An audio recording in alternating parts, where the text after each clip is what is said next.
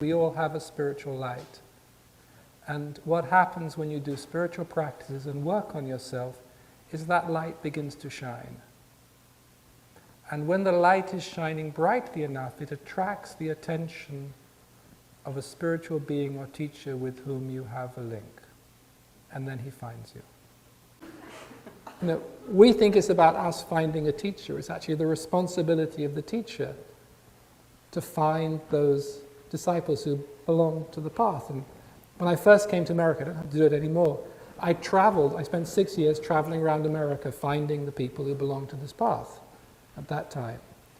And I went to odd little towns and, and did dream workshops. And then I always remember, because there was this woman from some town up in Minnesota. It was very cold.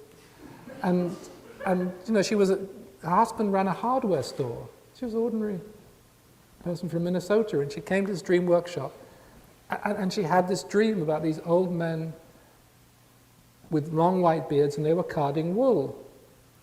And they had been carding wool for such a long time, they didn't even talk to each other. They just communicated silently as they carded wool.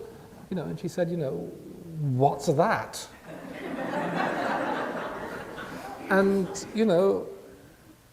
she had no idea of the whole Sufi association with wool, that you're a Sufi when your heart is as soft and as warm as wool, and that the masters of the path card the heart of the disciples, And, she belonged to this path, so she came. And I went somewhere else in North Carolina, and I used to talk to Jungian groups at the time, Jungian psychology, and I was giving a talk on dream work, and at the end of the talk, this guy stood up and he said, I had a dream in which I was told I was a Naqshbandi. What's a Naqshbandi? You never heard of the word before.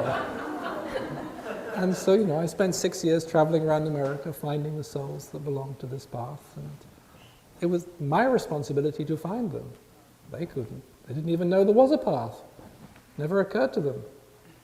So it is actually the responsibility of the teacher to find the disciple, not the other way around. It's the job of the disciple to do their practices and to keep their light burning, and, hopefully.